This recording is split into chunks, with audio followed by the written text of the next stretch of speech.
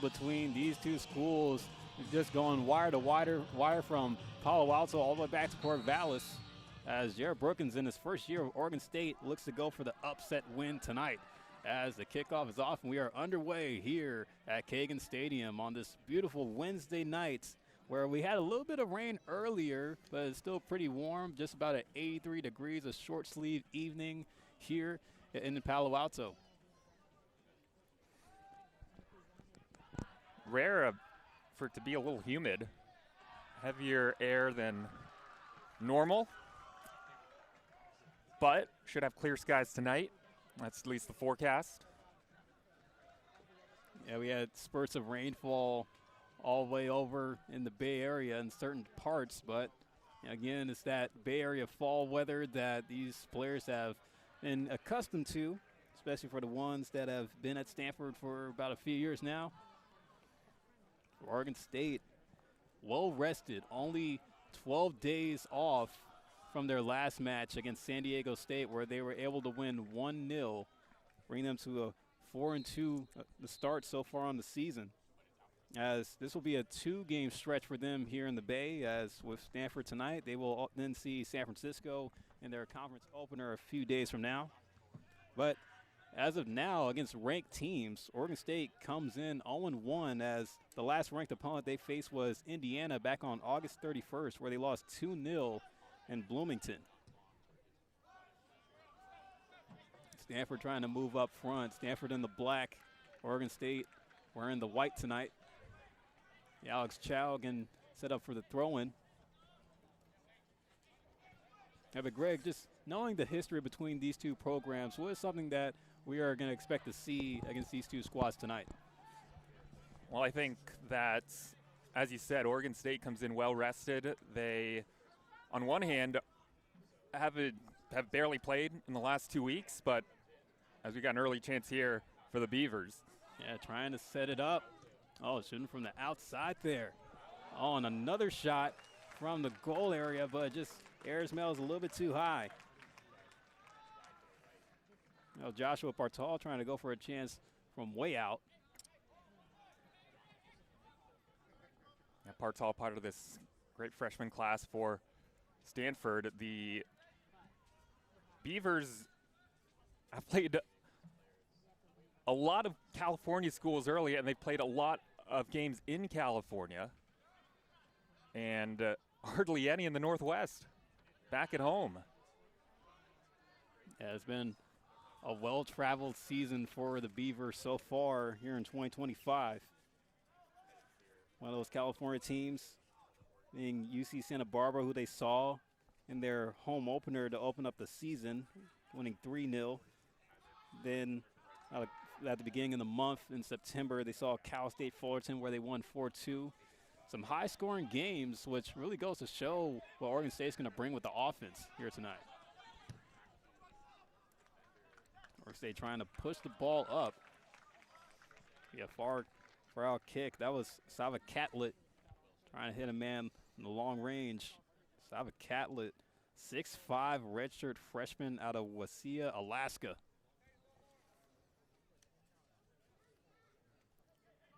Yeah, Oregon State, they, as you mentioned, this is their first game in a dozen days. They play USF, their conference opener, later on this road trip. And then they return home for the match against St. Mary's on October 4th. That's going to be their first home match in a month. Jack Penn playing tough defense against Arnal Farnos. It's a pretty diverse Oregon State squad when you look at it, Greg. 7 players coming from Spain, 2 from Italy, and a few others ranging from different states all across the country, but very heavy on the international player representation. Yeah, they have 7 players from Spain, 7 from California, only 2 from the state of Oregon. Go for a long pass in, gets knocked away. It's a good clearance by Stanford early on. Oregon State not able to find the answer. And Trevor Islam trying to chase after the ball there. Again, John Nicholson going to kick it all the way out. And as Cardinal fans know, the Beavers, who have had their most success as a program over the last decade or so. During that time, they have really dipped into a lot of talent from Spain. They have 7 Spanish players on their club this season, which is not unusual for them. A header off a bank. Islam trying to fight for it. It's going to be cleared out from the back. Oh, it's Nico Nee. Excuse me, make that Paul Morlans. He's clearing that out. There's action in the midfield. Zach Bohane, who's wearing the captain arms band tonight. There's Morlans fighting hard. Stanford trying to stay with it. Going to be set up for a goal kick. Alex Chow going to set it up for him. And even Greg, like there's been some shifts happening in the rankings, as we mentioned before. Stanford coming from starting this week as a number 3, a ranked third-ranked team in the nation, dropping down to the 6th spot. And then you see a few other ACC schools moving up. North Carolina going from 2 to 1. Virginia and Notre Dame being 2 newly ranked teams from the ACC. And even taking a bit of a dip was Wake Forest, who were previously the number 1 ranked team in the country, going down to 13. Well, that's what happens when you may not lose a match in your last week, but you do draw one against San Jose State, and they were fortunate just to do that. Of course, they had a late winner in that one a week ago in the 90th minute just to get a draw out of it. As we know, there's going to be a lot of parity happening in the ACC this year, especially with where the top 5 currently sits. Virginia being first in the conference, Clemson second, Notre Dame 2-0 in conference play being third, Stanford sitting number 4, and then North Carolina State rounding out the top 5 in the ACC at the moment. So the opportunity to stay top 25 will still be there for Stanford, as the next ranked team that they'll be set to play, if things were to hold where they are, will be Wake Forest in a few weeks.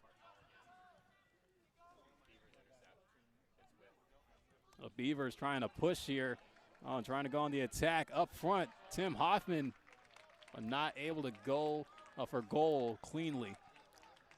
Yeah, Hoffman, this is his first start of his career. The freshman out of Germany has not scored a goal this year, but made a pretty nice looking run there.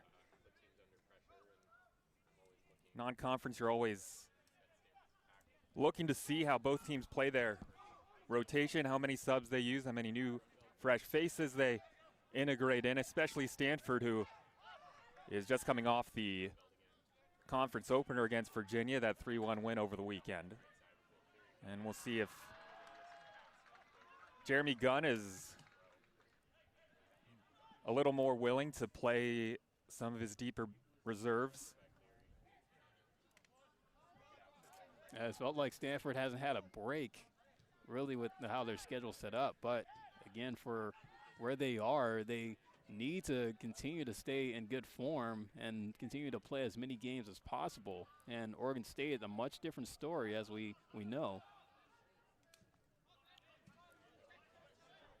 Here they go from the back, trying to move it up. Hoffman in a battle with Palmer Bank, but Palmer Bank able to win the header. It's going to go out, be a throw-in for the Beavers. Yeah, Hoffman 33 in white. He's played just 170 minutes this year. He's played in all 6 matches for the Beavers. But for a club that has pretty much had mostly the same starting 11, he is one of the few fresh faces in that starting group. Nicholson sends it out to the midfield. Alfonso Tinconi-Gradius knocking it back. Now Oregon State trying to move up here. Stanford able to win the ball. Fletcher Bank, well, he tried to send it over to Islam, but Islam wasn't able to secure the clear line pass. There's Tate Richards. Gonna move up to the middle. There's Farnes. Farnes to Catlett. Action on the wing. It's going to go back the other way to the Cardinal.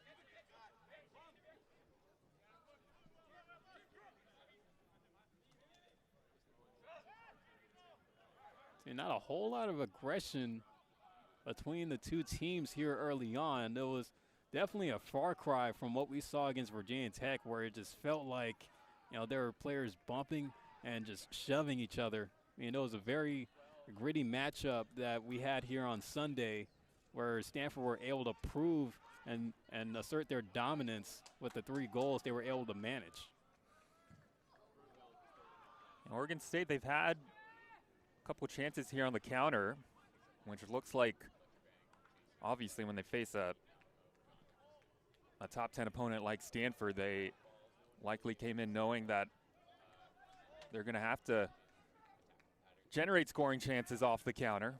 And they've been asking a few questions here in the opening minutes. Of course, in these non-conference games, it's so much of a feeling out, even more than conference, in the first few minutes.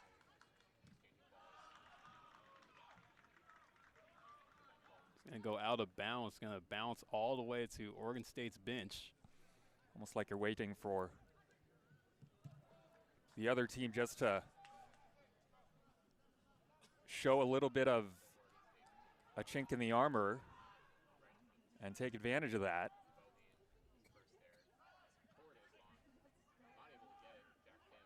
There's action over on the white wing for Stanford. Now they move more to the middle.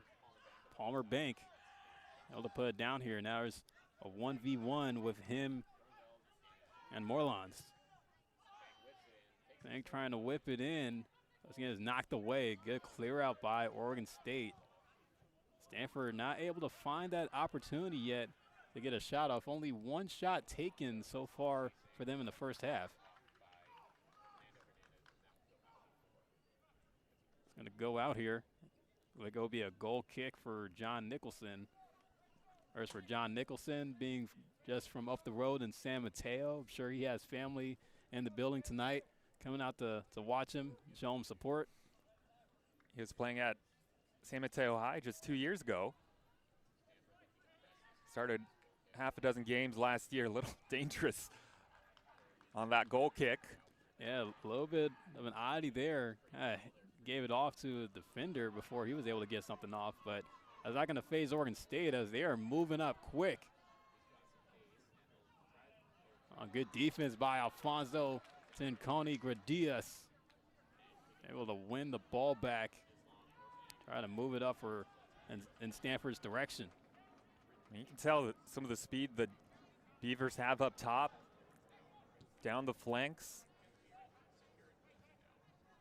And again, that's another counter where they had numbers, just could not get that connection in the buildup.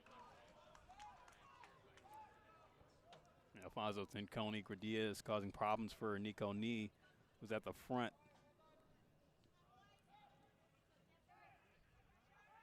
The Oregon State still in that attacking middle third, have been able to get close enough to where they can move the feet of Rowan Schnebley.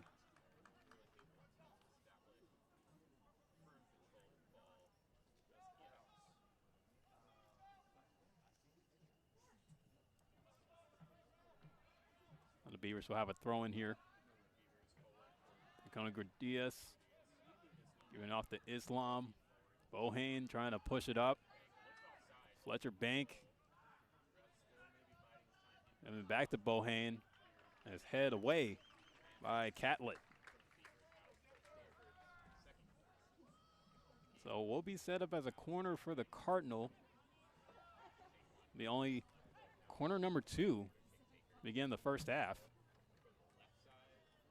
Corner kick, Stanford number 20, Alex Chow. That'll be Alex Chow doing the honors. Yeah, Stanford, you get the feeling they're still trying to get their sea legs under them tonight. Of course, played just a few days ago. Oregon State looks like the fresher team because they are. 12 days between games.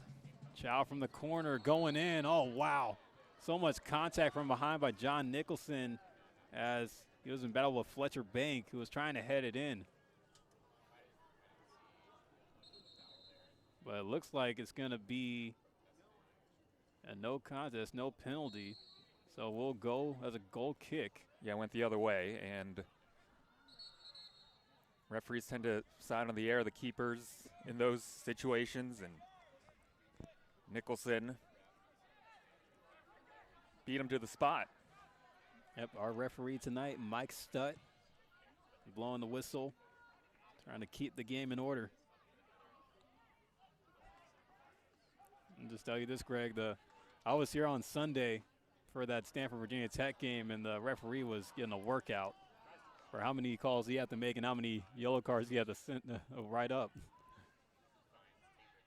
I think maybe a hand cramp, carpal tunnel. That is a real thing.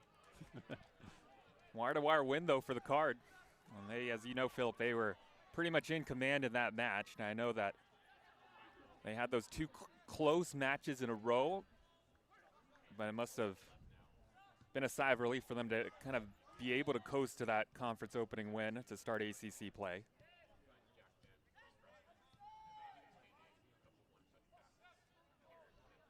At home, I should say. Of course, they were at Syracuse earlier. Fletcher Bank could have had a chance for a header. Goes back to his brother Palmer. Now back, all the way back to the back line. Palmer banks to Chow. Chow trying to get it in there, but Trevor Islam, no clear line to the goal.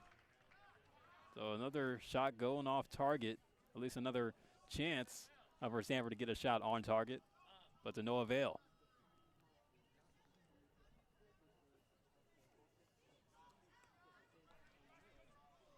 There's about over 15 minutes already played here in the first half. Philip Hall and Greg Wong alongside you here on the ACC Network Extra.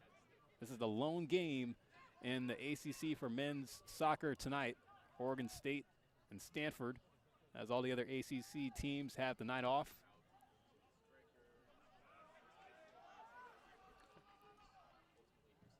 Cardinal trying to move it back up. Will Cleary giving off to Islam. Man, Islam just got hip checked over there on the far right.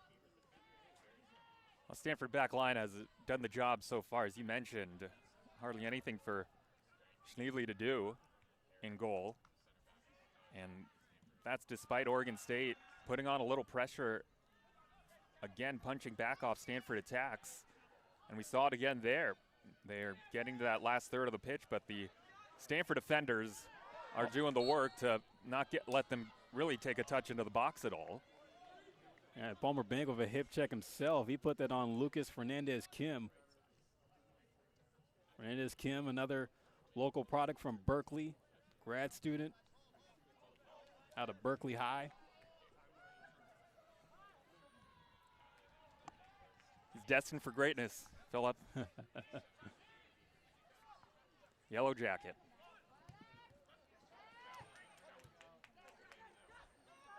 Chow. Gives it back to Pim. Bohane in the middle. It's cleared out by Catlett. I say that as a Berkeley High alum, by the way. Yeah.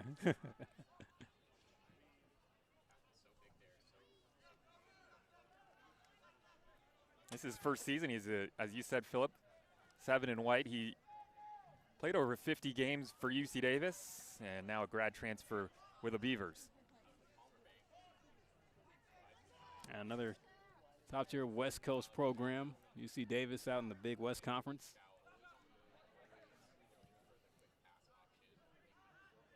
But you always want to find a way to stay in your backyard if you get the opportunity to. Fletcher Bank is in the goal area there, but was defended hard. Stanford trying to get over to Oregon State's weak side here. Pim. So it's right to Bohane. Bohane going for a long shot. Just a little bit too far wide to the right. Well, finally they get Bohane in a dangerous part of the pitch right at the top of the 18, and that took a deflection on the way through. And with all that steam on that shot, I think Beavers fortunate that it did not get closer to the net, because as we know, those deflections can be so threatening. Well, that was better from the Card. And obviously when you get number 10 involved, good things usually come of it. Zach Bohane known to take those long-range shots. You could consider him to be a true winger. Of course, with him being a senior, I'm sure he has pro aspirations to play at the next level, and I'm positive that he will. The kind of player that he has been for the Cardinal, Jeremy Gunn, another player that he's been happy to develop and happy to send off at the end of this season.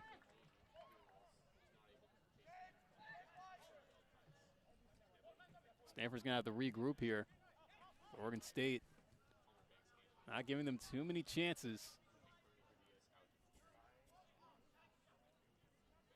Cleary over on near the touchline, trying to keep the ball in. Oregon State, and their pace has been on point. Well, that just landed a long press row on the far side. It almost looked like it went into a drink. I thought I saw some liquid splash up. Yeah, the fans kind of got caught by surprise there. Like, those seats on the opposite end of the pitch are elevated, so not really too many chances for a ball to go that high.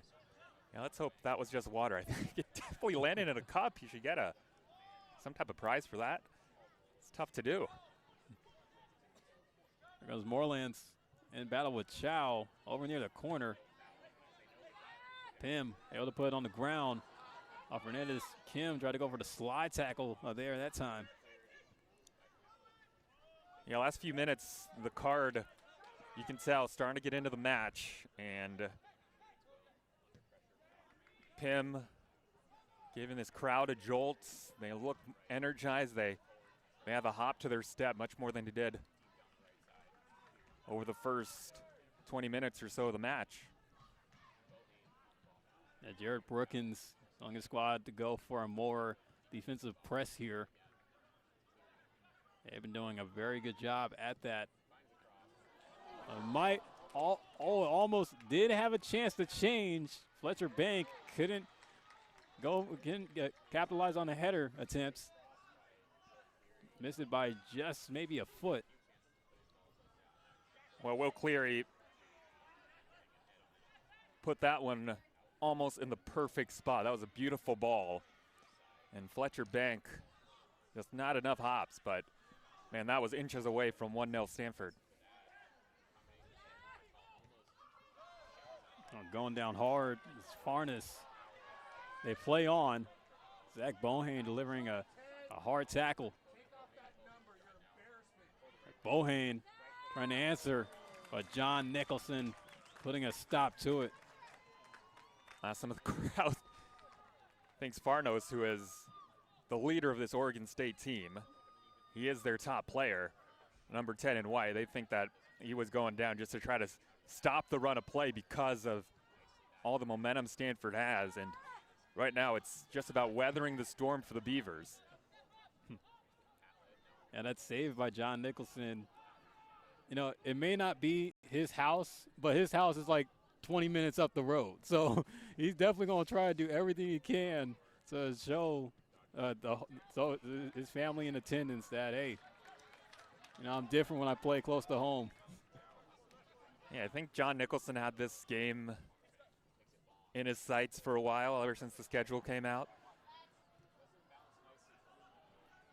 Oh, and how about that? Fletcher Bank keeping it in play close to the end line. No question, Beavers are rattled right now. Saw them just give it away pretty carelessly when they try to switch up the play over the near side. And I think it's smart by them just to get a little possession, slow things down.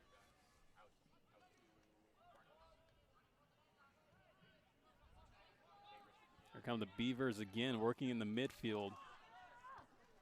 Haven't had a shot so far in the half.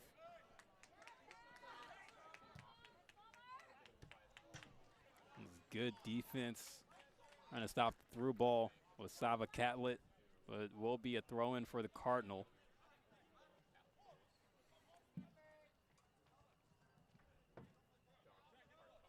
There's Palmer Bank. And go all the way to the back to Tinconi Gradius.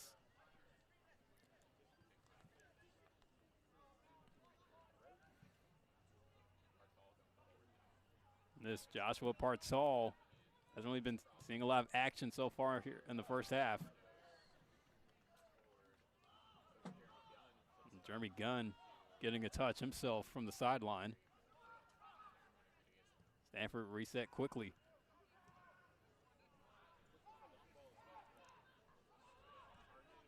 The Beavers, they are definitely trying to get the break going, play out from the back. Nico Nee, their number 9, trying to make runs, and they're trying to pick him out, just have not been able to connect so far. There goes Nee now. Oh, almost would have been the starter on the attack. Chow trying to get something off there and trying to go for the shot from the right was Bohane. It will be a corner. Another save booked for Nicholson. Oh, that just, again, shows you the skill. When Bohane has touched it tonight, Nicholson has had to be Johnny on the spot. It was such a tight angle, but he hit it so hard, Nicholson had no choice but to just punch it away. Couldn't catch it.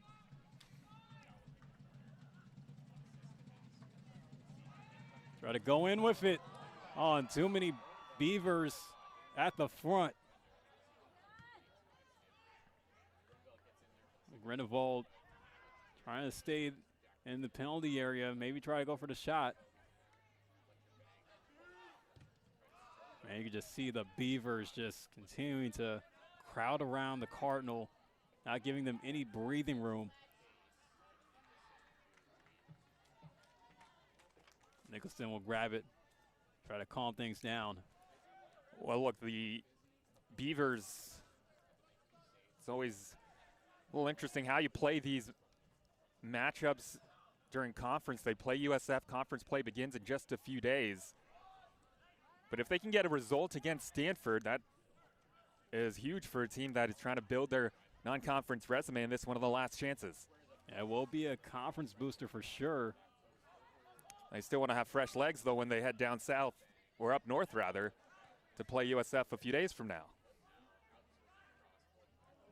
At the Beavers, a 2-day road trip, getting in Palo Alto, then making the short drive up to the Big Smoke in the city. It's all part of the calculus for Jared Brookins and figuring out what works in his first season as a head coach. Yeah, Jared Brookins, who has been with the Oregon State staff since 2023. Of course, he's worked in previous head coaching jobs as of recent, coming from Davidson, his last place of employment, and before that, spending some time at Mercer. Mainly he spent most of his, at least early in his D1 college career in the Southeast and making the move out to the Pacific Northwest. But he's inheriting a historic Oregon State program. Again, this is a Oregon State program that has produced 20 players to be drafted by MLS clubs in the MLS Super Draft. One of those players being the highest draft pick was Danny Mwanga, going first overall to the Philadelphia Union back in 2010. So Oregon State, no slouches to getting players up to the next level, and I'm sure with the different players where they come from, you know, it wouldn't be a surprise to see some of those players possibly go back to their home countries to play professionally. You know, you think about the 7 players from Spain could have careers playing in La Liga, or the 2 Oregon State players from Italy could be playing in Serie A. Well, the Beavers are taking their time, obviously here subs, but on every dead ball, you know, they're just trying to watch that clock tick and tick, because from their side, at this point, with the way Stanford's been playing on offense of late, they think would be content if this game was tied at the break. As you said, though, Phil, this is by far the best stretch in Oregon State's career, and that's with not a lot of continuity at head coach. They've had 3 different head coaches in the last 10 years, and still, this program's been so consistent. 5 consecutive NCAA tournaments, 6 in the last 7 years. They had only made 3 prior to that in the last 30. Jude Stone and Tomo Allen now entered the pitch for Stanford. So nothing out of the ordinary as far as first half substitutions. But time is slowly running down here in the first half and still a scoreless match. About 15 minutes left to play. Of course, with Oregon State, their long run of success making it to the NCAA tournament. Last year, they lost in a shocker to Gardner-Webb in the first round. Not the kind of program you would expect them to lose to, but Gardner-Webb was putting together a Cinderella run in the NCAA tournament. I think somebody had to wake up Rowan Schnebley. That ball on a kind of a half volley. Didn't think it had much of a chance, but it headed towards goal. Fortunately, Schnebley was right there. There's Tomo Allen trying to fight for a Chow, trying to help him out, but it's going to go into the crowd. Yeah, there was a grasp of the jersey there. Referee either didn't see it or thought it was insignificant enough that it didn't impact the play.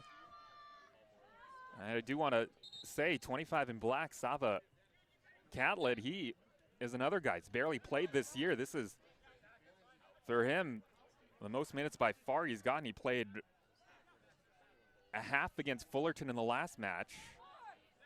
Prior to that, he'd only played 11 minutes all year. And 25 in black, he's made some important challenges here to keep Stanford at bay. 25 in white, rather. There'll be a throw in here for Stanford. Alex Chow was being defended hard there on the sideline. And you can see the communication that's ramped up here, Greg, where you can hear a lot more talking coming from both sides. They're trying to set up on the attacks.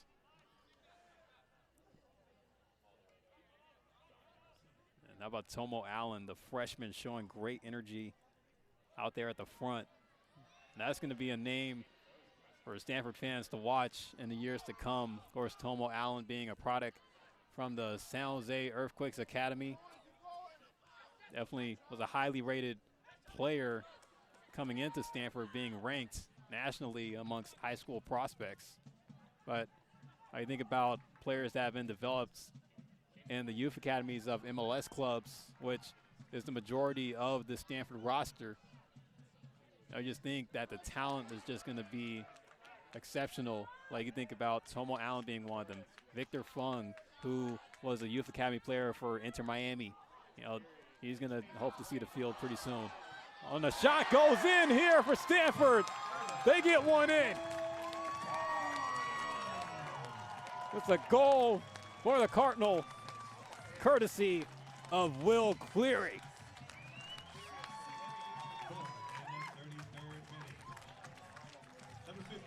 Will Cleary, the senior out of Windsor, Connecticut, able to notch the first goal that Stanford has been in search for this entire half, making it 1-0 over Oregon State.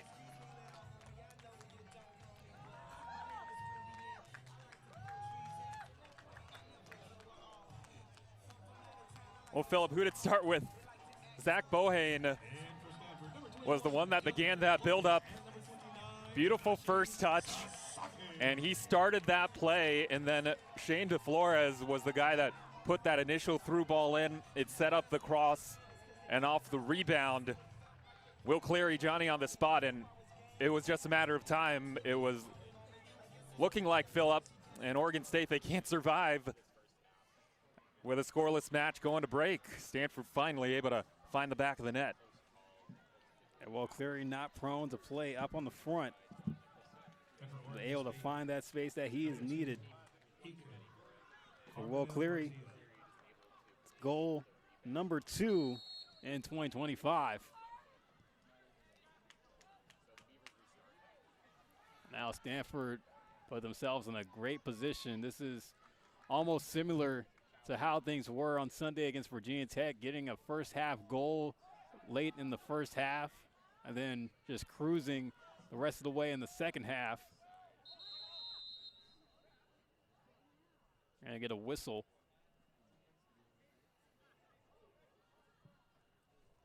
Not coming from the spot of the ball. We do have a clock stoppage here, so assuming this is something either administrative or did they spot an injury?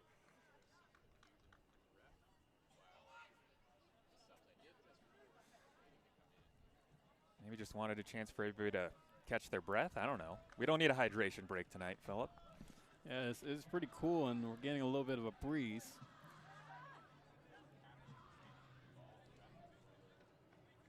Mike Stutt doing a lot of pointing.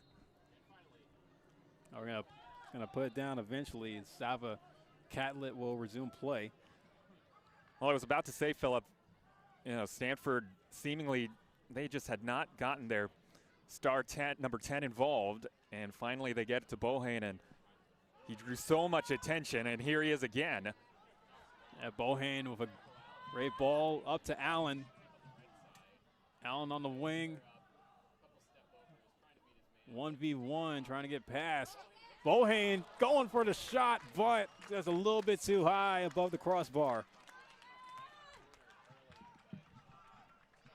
And Greg, Zach Bohane is a guy who averages about 3.5 shots a game, and his forte has been those shots that can be more than 15 yards out. And it's one of those that doesn't go down as an assist. He doesn't get a point for it, but I'm sure somewhere in the Stanford Analytics department they have a way to quantify what he was able to create. That was a goal created by him despite it happening multiple touches before the actual goal. And it was Cleary again that had the initial shot, and that's what you want to see. He's able to get his own rebound and score. There's Iker Carbonell Garcia now in the game for the Beavers. He wears number 2. The Beavers now trying to go up front here. Yeah, we're talking about Stanford getting their best players to the ball, and that generating their chance. We've barely even called Oregon State's attacking players tonight. And that includes Arnel Farnos and who you just said, Iker Carbonell Garcia, number 2 in white, who has been so active, leads them at assists. He creates a lot of opportunities for them. And they have not had much to do, despite them trying to get onto the ball. And Dylan Logan also checking in for Stanford off the charger. Alex Chow will grab himself a seat for the rest of the half. And for those new to college soccer, the rule is if a player does leave the pitch in substitution in the first half, they can come back on at the beginning of the second half. So it's not like the pros where you get subbed off and you're done for the game.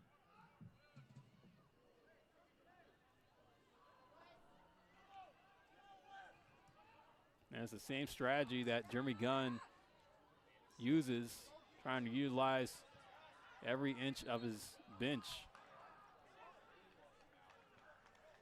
We got a player down for Oregon State. The whistle gets blown. Ball is at midfield. Lucas Fernandez Kim giving it back to the back line. About 8.5 minutes left to play in the first half. Stanford up 1-0 on Oregon State, thanks to the Will Cleary goal. Well, you look at some of the top schools that Oregon State has played during their non-conference. And Washington, they played in Corvallis. They won 2-1, but away at Notre Dame, a 1-0 loss. In Indiana against Bloomington, you mentioned these scores earlier, a 2-0 loss.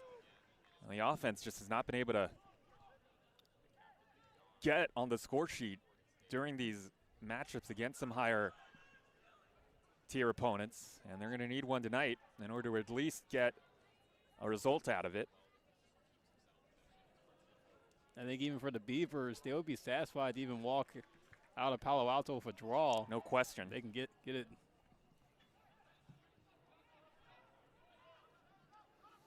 It's like the hill's not that big to climb for them in this game, at least for what's left of it. Oh, look, Oregon State, in the last 10 meetings between these two schools, they have more wins. They've got 4 wins. I have a chance here. Oregon State finally able to get it into the goal area, but an attack backfires. Yeah, I don't know if Iker Carbonell Garcia, I'm assuming that was a cross, but that was as much space as Oregon State's had to work with deep in the Stanford end. And I'm wondering if he's having second thoughts about trying to go for goal, if he was just a complete mishit, because he had a lot of room and probably more time just to collect himself, take a touch or two. Hernandez to the right to Catlett. Carbonell Garcia. There's Fernandez Kim. Go back to the middle to Hernandez. DeGan hit on the left. Carbonell Garcia on a battle there with Dylan Logan. Oh, Logan stumbles. There's a cross attempt inside, but head away. Oregon State not stopping there, however. Oh, and that one came off the foot, really close to goal, Greg, for the Beavers. Well, the Oregon State offense, it has changed since number 2 has checked in. Iker Carbonell Garcia. He is coming off the bench for the first time this season. At the start of the first 6 games, he leads them as assists with 4. And he has been real dangerous over on this near side.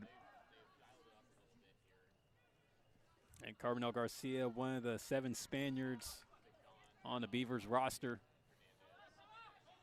He gave the start to Tim Hoffman, who, again, the German international, has not played much on the year. I'm sure for these non-conference games, coaches love getting some of their younger talent involved, players that haven't played as much, especially against a caliber of opponent like this. And Tomo Allen able to force a mistake by Andrew DeGan. It's going to be a throw-in for Stanford with just under 5 minutes left to go.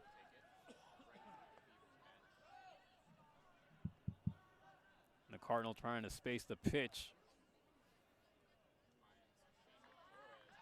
Well, Tomo Allen got wrestled from behind, trying to foul off a defender. Man, almost got sandwiched.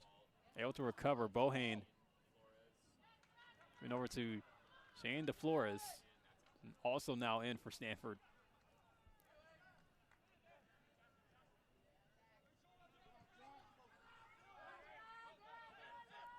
Now the Beavers still trying to see if they could get the equalizer before the half ends. Richards trying to move it up.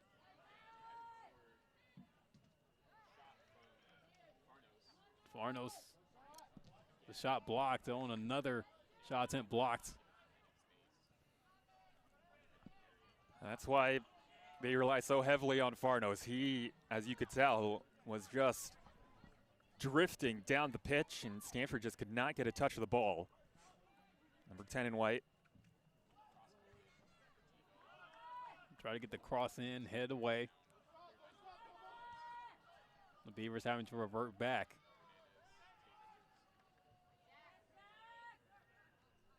See Jack Pam trying to cause disruption on Richards. Carbonell Garcia over on the right wing. Wilson's in the middle. Gonna go out. That will be a throw-in for Oregon State. And you can kind of see, Greg, it's looking like they're trying to set up Carbonell Garcia for a chance at goal. We're gonna get a whistle on Mike Stutt. Goalie's down on the Stanford end. Rowan Schnebley is trying to stretch things out to our right. Yeah, Schnebley looked like he might have another cramp. That's generally the treatment for cramp, universal treatment on the pitch. It looks like the ref need more, yeah. They're calling for the trainer now, and this was a similar occurrence that happened on Sunday. Schnebley went down with a cramp as well in the previous match, and not really sure what it is, like with this being the second game in a row where that's happened to him. I mean, I know a lot of standing and maybe not a lot of movement for Schnepley, but again, kind of a curious case when we notice a lot of health problems in that regard. Well, obviously, you never know what guys are dealing with heading into matches and whether they're more susceptible to cramps. Assuming it is one, could be something else. We're hoping it's a cramp. That's the way it's being stretched out down there.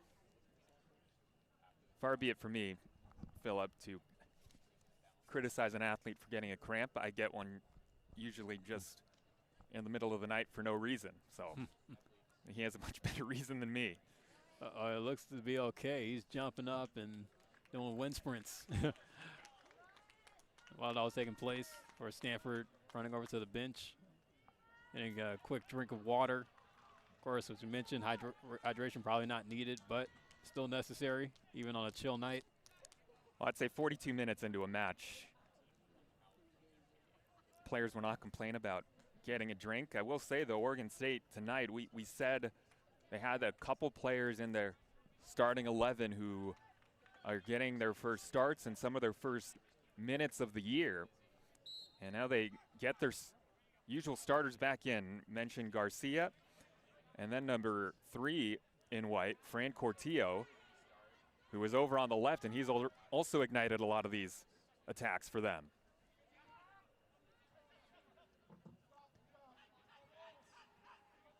Oregon State trying to see if they can get that last shot before the half is over. And you can just see the tight defense from the front. Zach Bohane, Tomo Allen. No doubt Beavers are aggressive. They've gotten a 3 in the back formation. They are hunting for a goal here to win the half. And there's Aiden Marquez, who now comes to the game for the Beavers late in the first half. Almost got pushed into the corner flag just down the line from us. Tate Richards out in the middle. Ooh, almost faked out Bohane there. Carmelo Garcia with a cross in, but is headed away. Oh, the long shot from the outside is good. Oregon State gets the equalizer. Close to the death of the first half.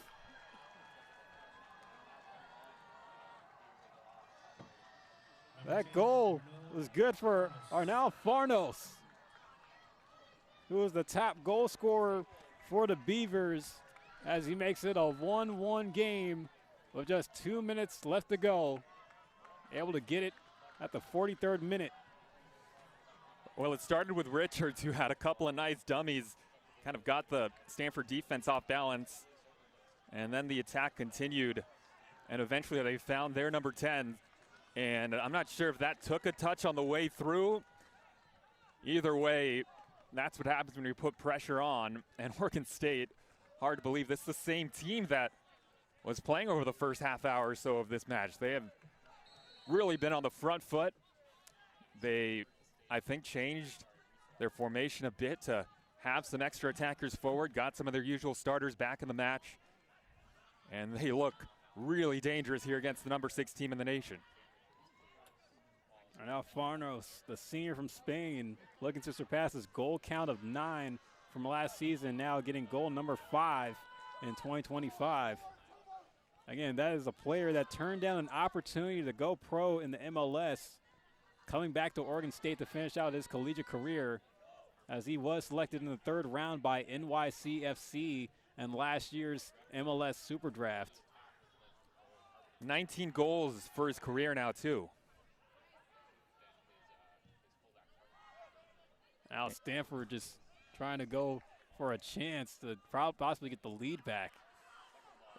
If that did not get deflected, that was special. I mean, from outside the 18, what do you imagine? Maybe 25, 30 yards away? Remaining in the first half.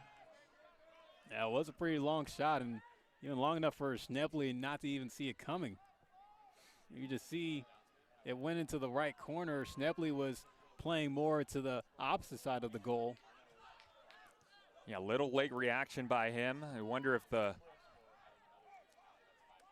how good his legs are feeling after the cramp issues a few moments ago. Right, that could have been a factor for him not to try to get a clean block there, or clean save at least. A minute to go. Minutes turning to seconds here in the first half. Oregon State trying to go for the chance there as a nice long pass. Stanford, see if they could try to go for a Hail Mary on the attack, but Tomo Allen's just going to let it roll. Not close enough to the ball. They're just going to let the clock wind down. That will conclude the first half. And Greg, we've been treated to a good one here. Oregon State with a shocker from Arno Farnos to even up the score 1-1. His best players some rest here, as I'm sure he wanted going into it. Again, just perfect conditions here on the farm. And Stanford trying to get an early one. An early opportunity. It takes a deflection and then a touch just off of the line. So early action in John Nicholson's goal. He faced 8 shots, saved 3 of them in the opening 45. But the Cardinal looking dangerous here to open up the second half. They are not wasting any time. Richards, though, able to clear. Yeah, John Nicholson has been going to work tonight, Greg. Of course, he as expected, Stanford were going to attack heavy at the front, but John Nicholson only keeping them to 1 goal, even if it was just a goal where they had a ricochet, still a great effort. Well, during the goal scored by Farno, who has a free kick here, this is when you really got to watch out. Nicholson on the other end. He was jacked up. He was looking at the crowd, I'm sure, to some of his friends and family that have made the short drive from San Mateo, where he played at San Mateo High just 2 years ago. Now the sophomore keeper in his first year as the full-time starter. And this would be a signature result, whether it be win or draw, for Oregon State. And right now, they're thinking about all those possibilities. Farnos to line it up along with Cortillo.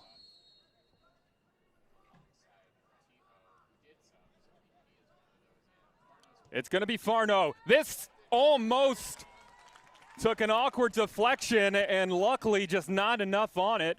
And Schnebley was able to jump on top of it because that was almost friendly fire. I thought Will Cleary, who tried to knock it away, he was the guy that got the last touch before it headed towards Schnebley, I think. Yeah, Farno's trying to split those 2 walls in that free kick. Of course, Schnebley just getting it on the fingertips. Still a good save from him, and I'm sure he's trying to have a short memory of that goal that he gave up to Farnos in the first half, just knowing that, hey, that could have been mine. Giveaway by the Cardinal, and it's to a dangerous guy. Farno played wide. Cortillo clipped in. The Beavers asking questions now. Both teams with an energetic offensive start to the second half. This one over the head of Cortillo. It's settled down by Dagan. Punched out of there by Nicholson. Or by Schnebley. He didn't get all of it, but he got enough. And now the long clearance down to the other end. And Nicholson has to come way out to get it. And players get tangled up on that far side. Now you can see Fletcher Bank going down. That's it there, and it looks like he was tangled up with, that was Fabian Stroudy there. Either Stroudy or Fernandez Kim. And excuse me, actually now it's still Sava Catlett. Yeah, you're right.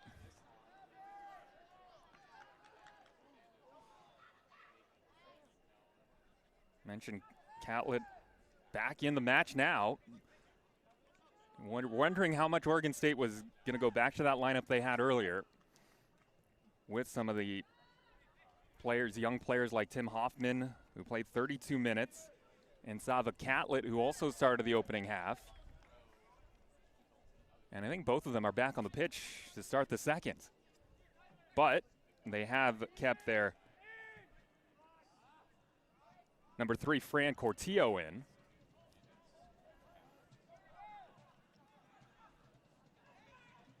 And Richards also, he's been in command here in the center, 14 in white. Graduate student out of London. And he's listed at 174. Not sure I'm buying it. He is really amping up the physicality in the midfield, and now the Beavers hungry again, and it's out for another corner.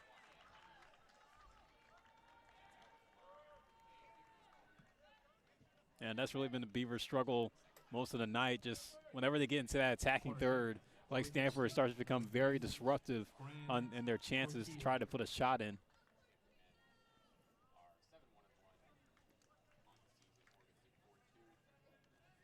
And the Beavers, this is their first, or actually their second corner of the match. See if they can capitalize. This ball to the near post into the mixer. Richards comes out of the scrum. Played back in, and this was always sailing over the bar. That was Cortillo again.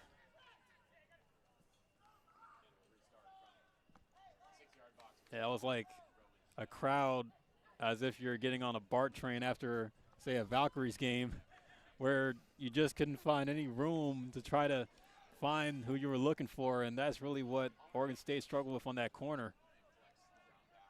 You know, with how stuffy it was today, it also, I wish it was like a BART train. They've got the HVAC these days, which makes things feel a little better. I wish I could take BART here tonight with all the traffic coming in. This is Dagon for Oregon State. He's their captain. He's from Trinidad and Tobago, and he's won a number of longtime starters for the Beavers, who were part of the final Pac-12 Beavers team of that iteration of the conference. Of course, it is coming back with a few new faces, to say the least. This came off of Farno. And again, it's the Beavers who just have made an adjustment here since the opening half hour, and it has made a big difference.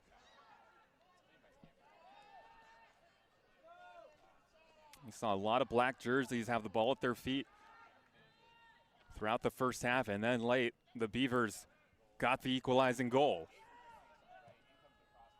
This hit to the far post. There's a downed Cardinal in the box, and it's a foul here against Stanford. I think Stanford was trying to look for the penalty there. There was somebody that was already down when that cross took place, but it was more for, you know, what was happening on the opposite side. See John Nicholson now setting up for the goal kick. It's Fletcher Bank who was there, and it takes a lot for officials to whistle for a penalty when it comes away from the ball, and I think that not close to reaching the mark. Meanwhile, Cortillo again just settles things down for the Beavers. It's a guy that missed almost all of last year with injury, and he is a huge piece back. Another guy, he's from Valencia, Spain. Yeah, Cortillo, who did not play in the first half, as going to get a whistle here and a bit of a shoving. See Tate Richards out there in a shoving match. Disrupted by Jack Pym. A Stanford crowd not happy. That they thought he got it clean. I don't think that's a foul that Jeremy Gunn won't mind, if he agrees with it at all, the call, because that's out of aggression. It could have led to a big chance, but Beavers do get the foul call.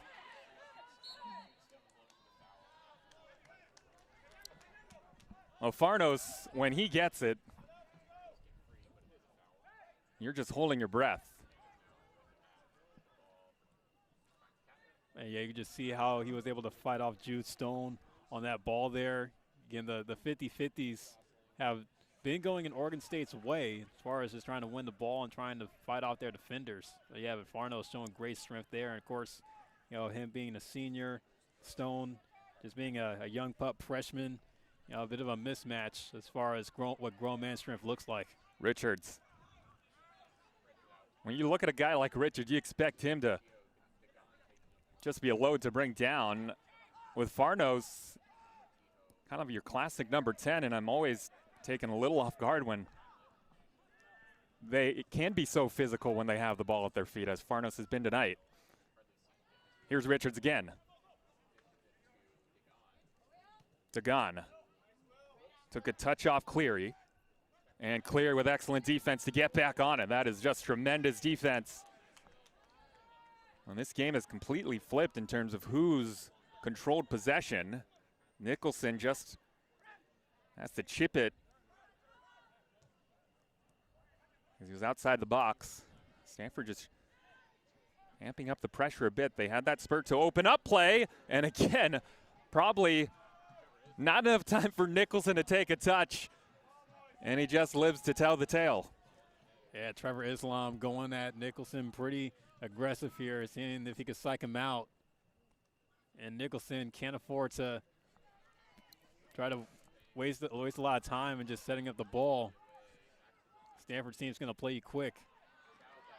That's a clean challenge and beautifully done. But another giveaway.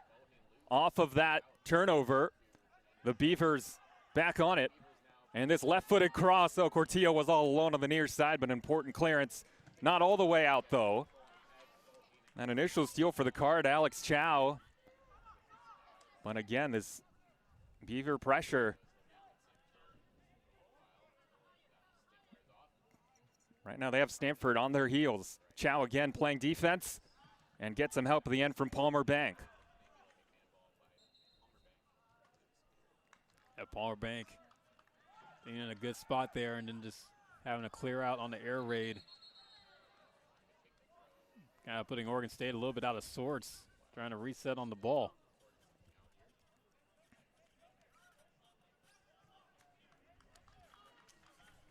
And even Jeremy Gunn kind of shouting from the sideline there, giving his 2 cents to the referees.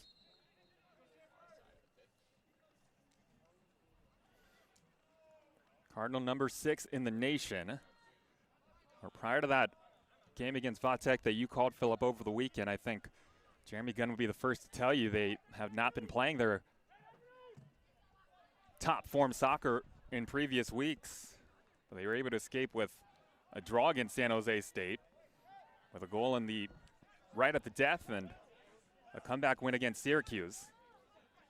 Yeah, I think that's really where Jeremy Gunn kind of had like the taste of sour grapes after that San Jose State game. And of course, yeah, it's a great result for how they played against Virginia Tech. It's just knowing that Virginia Tech was just as hungry as Oregon State is tonight and trying to beat them. But again, Jeremy Gunn, a very experienced coach, understands that every game that Stanford is going to play the rest of the way is going to feel like a title fight, almost like Crawford and Canelo.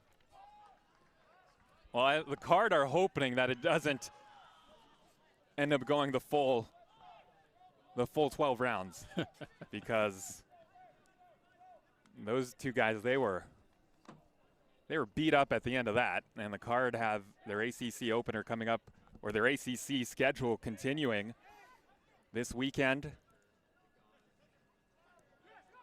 Good overlapping run, Dagan. Turned over again. Sorry, Phil, go ahead. I was going to say, Jude Stone just bodied Farnes there on the sideline there, just still being very disruptive.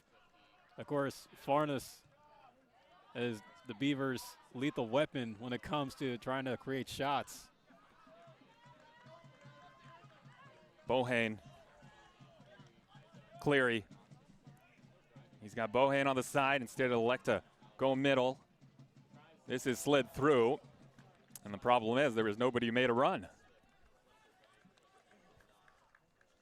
Alex Chow thought he made eye contact with somebody, but nobody on the end of it. Still 8 shots to 5 in favor of the Cardinal, but I think it's safe to say here There goes Jude Stone again. For the bulk of the second half, it's been pretty even, and if anything, it's been Oregon State that has had the edge. Again, Jude Stone again causing problems for Flores. Oh, got a player down for the Beavers. Get a clock stoppage here with just over half an hour to play. And no card, just a foul, but from that reaction, it is looking at the referees not having much more of that. Again, Mike Stutt is our official tonight. I think, judging by the way Jude Stone is playing, you think that was something that was talked about at the break. Hey, get into the shirt of number 10. On the other side is a trip on the far side, and we have a card for the first time. Yellow card, Stanford, number 6. And it's going against Groneveld, the junior out of Coronado, California. And he is booked for this 4th time this season. Yeah, Dylan Groneveld showed a very aggressive tackle there. And, yeah, by the way that Oregon State player that he was going after went down, I was already thinking he was going to get shown the yellow. He by far leads Stanford with the 4 yellows. Nobody else has more than 1. But, sometimes you do need to have a player like that, a player that can just be aggressive off the ball, be disruptive. Yeah, like stuff taking them a yellow, but. This was just inches away, and it took a hop into the waiting arms of Rowan Schnebley. Lucas Fernandez-Kim with the service, and it was bounding around dangerously, and there was almost a Beaver head that got to the end of that. Now on the other side, what a break! It can happen just like that. The Card are back ahead. It's 2-1. And you have to say it's a bit against the run of play. And it's Fletcher Bank who bags his 4th of the year. Islam with the assist and a lightning strike the other way as soon as it looked like the Beavers had a chance to jump in front. The number 6 team in the nation has a response. Well, Greg, it's fitting that you say lightning strikes because I've been thinking that between these trees outside Kagan Stadium, I've been seeing a lightning strike. That might have been a good sign for Stanford. Trevor Islam with a great ball on the cross. Fletcher Bank able to knock that one in the back net. Great play up at the front. Well, it's going to go to a VAR check. So hold up. The goal on the pitch was allowed, but the question is whether or not it's going to stand. Yeah, we're looking at it ourselves, and as Bank was going for it, he ran to Nicholson. They both went down, and after the fact, Nicholson got the worst of it. Yeah, Nicholson's still down to the other end. When we're looking at a replay on our end, I think potentially offside, not the goal, but the pass prior. It was still does not take anything away.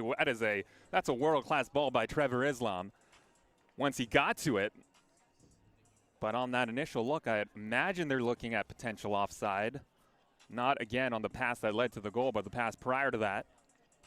Yeah, it did look like Islam was a little bit too far in front, maybe by a couple of feet. Well, we do not have all the replay angles that the referees have, and they have more of a bird's eye view to really get an exact look to see how high that line was and whether or not Islam was behind the defense or not. If it stands, it's 2-1 Stanford, but again, we have a VAR check, and obviously this is sending a lot of nerves through the crowd and on the pitch. Yeah, this could be a paradigm shift if this does go the other way. I mean, that's probably going to be the best opportunity Stanford gets all night when it comes to an attack play like that. I mean, it was great focus by Trevor Islam to get up front there with Fletcher Bank, and we know with Fletcher Bank, he's prone to come through in the clutch like he did on Sunday, scoring the third goal against Virginia Tech to seal the deal. You see Mike Studd and company, hands on hips. They're thinking hard about this one.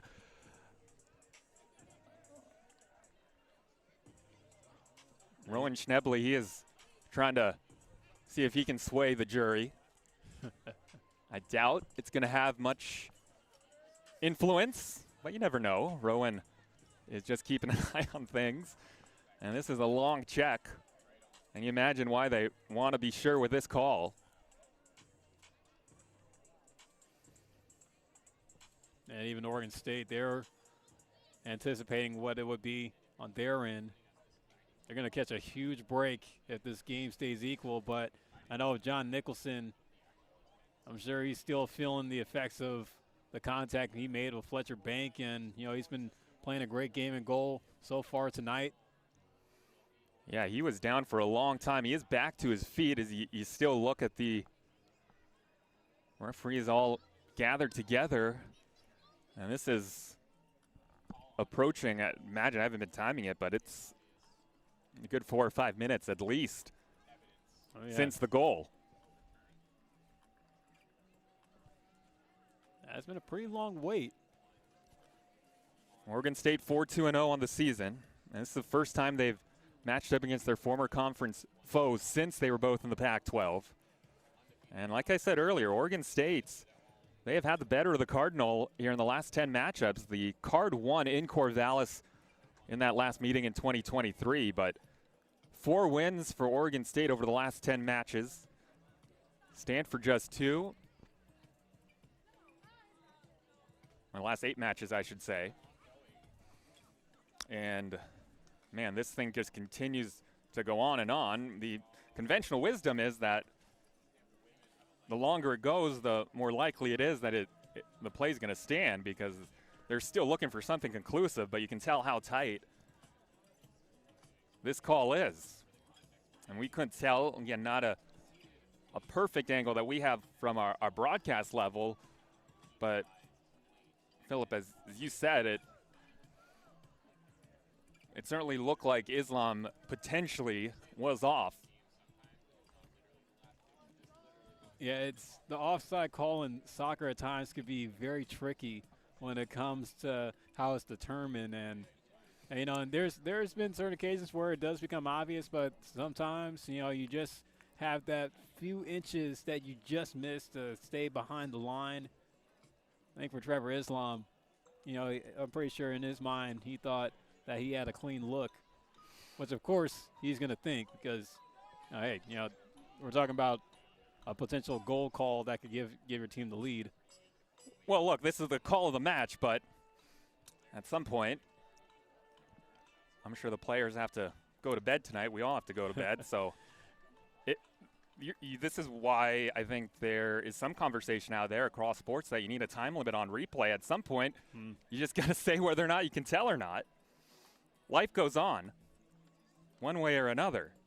I think referees might be on the clock. You know, like when you have that last bit of the hour in the work and you want to get that extra hour to, like, know that you got to get that few extra bucks, like, by the time it comes payday. Yeah, maybe they are on the getting paid by the hour. That would, hopefully we are, right, Philip? Then I'm going to stand down. Hey, I know when I pulled into the parking lot, I saw that the referees had reserved lots for their rides, and I'm thinking, oh, wow, okay. So video review, still going through video review. Yeah, this is, if I know how long this replay was, I would have opened up Netflix during this break. It's longer than usual, I will say that. It's going to be fresh legs coming out of this no matter what. Yeah, you see Oregon State, they're jumping, trying to run a few wind sprints, staying loose. Like, here comes the word, Greg. And they finally have made a decision with how long this review took. I was going to say, I'm not sure that they would have enough, but it looks like this has been overturned because Nicholson's got the ball. The goal has been disallowed. I mean, that took, we don't have an exact time on it, 10 minutes or more. And they were looking at the monitor a long time, and they need conclusive evidence to overturn the call on the field. Look at Fletcher Bank, and, you know, potentially it was the offside. I'm wondering also, maybe they were looking at something involved with Fletcher Bank at the goal because there was contact. I thought he got to the ball first. Yeah, you could just see how livid Fletcher Bank was with Mike Studd on the decision. Like, he's still chirping at him, pleading his case. Yeah, that was a tough call, but a tough break for Oregon State. Allow that, but the Cardinal find themselves right where they started, still being an equal game. Well, you imagine why Jeremy Gunn is just giving the fourth official an earful on the far side as play resumes. And we, again, didn't have perfect looks at it. We only had a couple angles. But you look at the review that long, you just wonder what it took to overturn it. And now the Beavers are trying to capitalize on new life, and this ball hits the woodwork and a rebound. And just like that, this game has turned on its head. The Card are just stunned, and the Beavers have come to the farm and taken a 2-1 lead in the second half. Frustration for the men in black. A card for Fletcher Bank, who is still incensed, but Oregon State's taking advantage, and it's 2-1 Beavers against their former Pac-12 rivals. Man, Greg, what is that they say about karma? Because that is just what happened to Stanford. Man, you just think that with the momentum that Oregon State was able to get from the change call, I think it wasn't going to change a thing, but just great possession inside the goal area. Oregon State able to capitalize on Stanford's, mistrial. And right now the Beavers, they're rolling. And meanwhile, the conversation continuing with Jeremy Gunn. Right now, Oregon State, they don't care. They are just thrilled to have a 1-goal lead after it looked like they were the ones that were going to be in the 1-goal hole. And literally, less than a minute later, it's 2-1 Oregon State. And the man who scored the goal is the guy that has played fewer minutes than almost anybody else on the pitch for the season. It's Tim Hoffman. Yeah, Tim Hoffman just cocked back the leg and just struck it right when Rowan Schnebley, I think even Rowan Schnebley himself kind of had some struggles with letting that goal go in after he, to save the first shot, but we saw how far back he went in the net, like when he went up with the hand and the ball getting a bit of the crossbar and bouncing back in. Not really enough time for him to regroup to get ready for the next shot. So Rowan Schnebley shouldn't be beating himself up too much for allowing that goal. It was just, bad timing on his end, but still able to try to do a job. Good effort on his end, but Oregon State able to find that opening. Tim Hoffman being the provider. And it started with Arno Farnos, who somehow, some way hit the crossbar on that initial shot. Now Stanford trying to respond. It is cleared almost to the halfway line. Farnos had his back to goal, just then turned and almost in one motion, barely even had a chance to step into it, flicked it towards goal, and it hit the crossbar. And then off of that deflection, it was just launched home on the rebound. But it all started with Farnos' magic. And the Card in danger of dropping their second match of the year and their first of conference play. Or their first of non-conference play. After losing to Louisville 1-0. But Oregon State, after all of that anger and frustration, which is still simmering on the pitch, it's nothing but joy for the white jersey Beavers. during the first leg of this Bay Area road trip. And the Cardinal are going to have to get a short memory real fast if they want to try to at least walk away with a draw. Again, a draw is probably not the result that Jeremy Gunn is going to want most, but, you know, the way that this game has gone now, you just be glad and you're going to sleep well tonight just getting it out of here with a tie. Well, as if this match needed any more juice. We definitely have some amped up kids on the pitch right now. And, you know, Philip, you got to wonder, with it so soon after the disallowed goal, how much that was still in the minds of Stanford as they went back defending, and the Beavers took advantage. And we have an injured Oregon State player on the far side.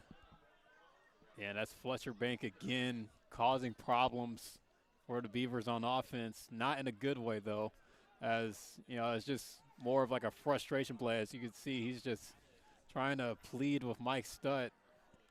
And Bank is on a yellow, too. Remember, he picked that up during the goal celebration for arguing. I imagine all night long that is going to be the life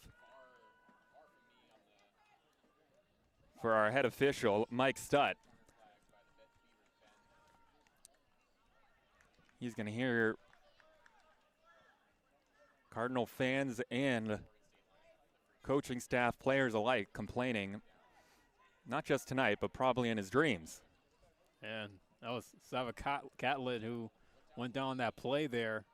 So he's able to get back up and then grabs a quick drink of water. But, yeah, I mean, you know, for these Stanford players, and this is one of the things I'm sure that Jeremy Gunn was fearful of, just knowing again, Greg, each game is going to feel like a title fight, and opponent that steps in here to Kagan is going to do everything they can to get inside your heads, and that's what the Beavers have been doing exactly, which really shows why they've had the game in their hands here in the second half.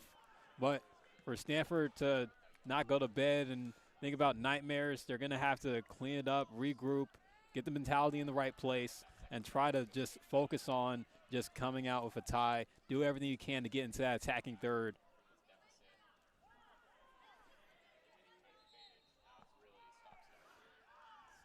Well, temperatures, they may be dropping here at Stanford, but they are rising on the pitch with what we just witnessed over the last 10 minutes or so. Greg Wong and Philip Hall with you here at Kagan Stadium. That ball took a deflection off of the head. I couldn't tell if it was a Cardinal or Beaver. It glances to the far side. Stanford trying to keep up the pressure. They've done it before, come back from a 2-1 second half deficit. They did it in a road environment at Syracuse. This is one of the top offensive teams in the nation. They are in the top 10 in almost every offensive category.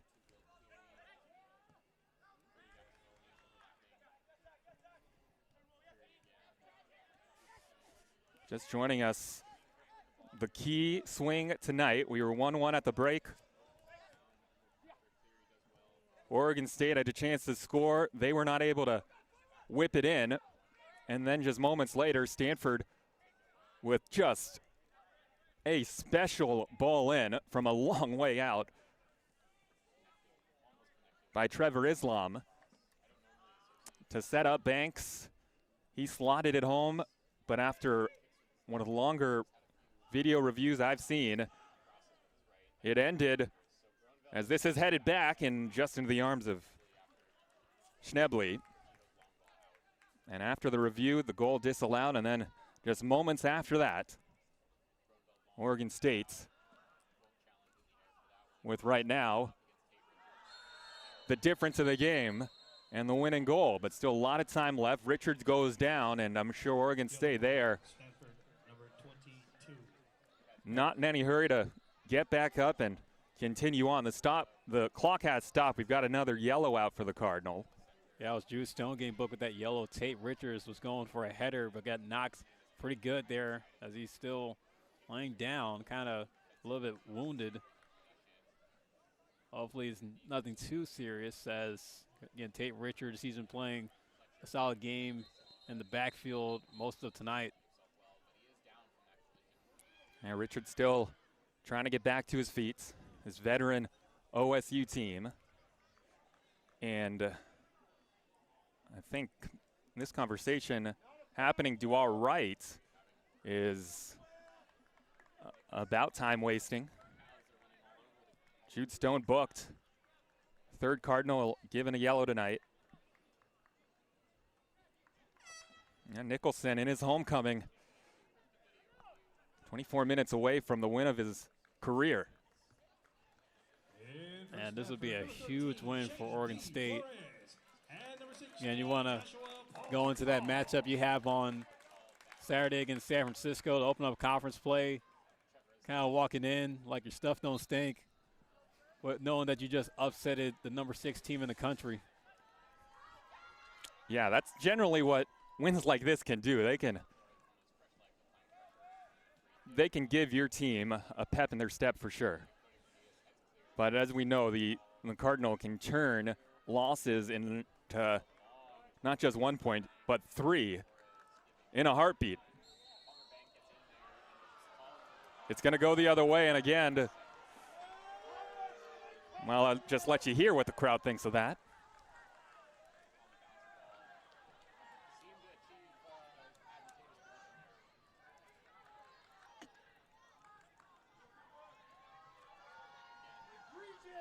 Of course, the Stanford faithful here are going to be very vocal, very behind their team. And again, this is a soccer mad school where they just know. Like, hey, you know, they'll know a good call when they see one. They'll know a bad call when they see one. This is a crowd that's become pretty intelligent when it comes to this sport, with both programs becoming true powerhouses here on the West Coast. But this Oregon State team, despite some early results in tough road environments, Indiana, Notre Dame, both losses, they've got a lot of talent. They've made it to 5 consecutive NCAA tournaments. And as Philip said, last year their run was cut short, but they had some sights set on potentially making it deep, just as they did in 2023 when they got to their first ever College Cup.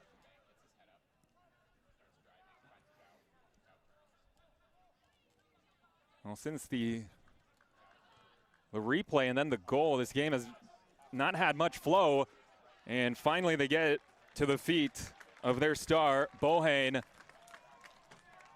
and seemingly good things happen every time that something like that occurs. It is going to be a corner for the Cardinal. And I don't think Zach Bohane, it didn't look like he was trying to go for goal, but I'm sure with his soccer IQ, he knows, like, hey, if I try to squeeze this shot in, maybe it'll go off of a Beaver and we'll get a corner. So this is a great setup done by accident if it was. It's a low cross. It's headed up into the air. That ball from our vantage point looked like it was gonna sneak through the near post, and it just bounced wide. The card also potentially asking for a handball, although those appeals not made for very long. But looked like that was a set play. They got the header from just outside the 18, flicked in, and they almost were able to capitalize. Yeah, Stanford's going to have more opportunities like that as the minutes wind down. Again, we're starting to see that, you know, their offensive possessions are starting to become more prevalent. This saw a lightning strike, Greg. Yeah, I was about to say, we've been mentioning it's been overcast here in the Bay Area, and I thought I was seeing stuff earlier. I didn't want to say it, but Phil, now that you went to air with it, I think I'll confirm that we have seen some flashes off into the distance which is unusual. We don't usually get much thunder and lightning here in the Bay Area. And we have another foul. This time it's going against the Beavers. And we'll see if Stanford can take advantage here. And Palmer Bank limping as he gets back to his feet. The Cardinal crowd, they want a card to be shown. I'm not going to get one. Yeah, I think Mike Studd has kind of had enough with Stanford kind of questioning his judgment in this game. The Cardinal might not be getting too many calls going their way. This is head up into the air. It's a free header. Now a third chance. It's still bounding around, and it's cleared. Not entirely to safety. Joshua Partle. And Stanford able to reset it. But that's just the way it seemed tonight. Stanford has just not had that usual dynamic connectivity on this end. Give credit to the Beavers defense, who needs to play 19 and a half more minutes for a win against the number 6 team in the nation and hand them a rare loss here at Kagan Stadium. And Stanford are on the verge of suffering their first loss at home in 2025. Coming into tonight, they're 5-0, playing very great here at Kagan.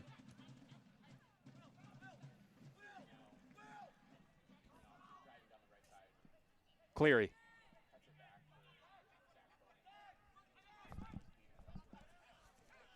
Bohan trying to get on the end of this. Shielded off the ball. That was terrific defense, but still there for the Cardinal. Flicked up ahead. Palmer Bank just didn't have the legs to catch up. Yeah, it kind of came off the foot awkwardly of Bohan. He was in the money spot where he likes to shoot from. Oregon State just continues to be disruptive. And every time that a Cardinal sees a white jersey in front of him, you know it's going to be an issue. Yeah, Bohan, you can tell, down a goal, they are going to their main man, Bohan, to create something. And it's going to be up to the Beaver defense trying to preserve this 1-goal lead. You imagine they're going to have to work a lot over on this side. This is where most of the action's going to be. And it is another corner for the Cardinal. And Partal, a freshman out of Bangor, Maine, who leads Stanford with 5 assists on the year, will send in this in-swinger.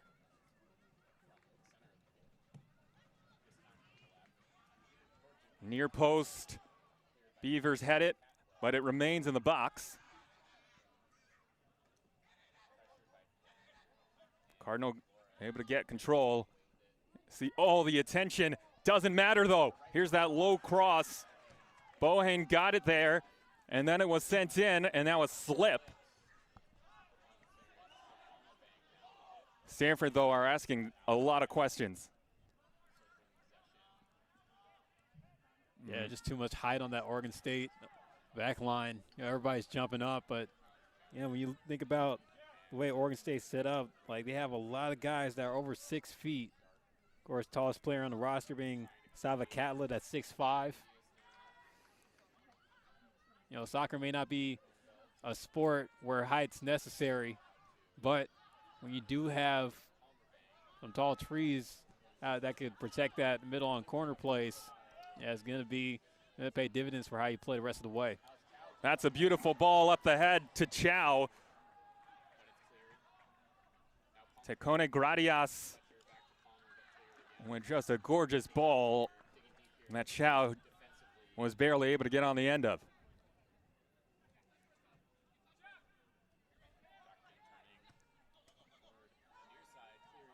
Remember, it was Tecone Gradias that had the winning goal against San Jose State a week ago.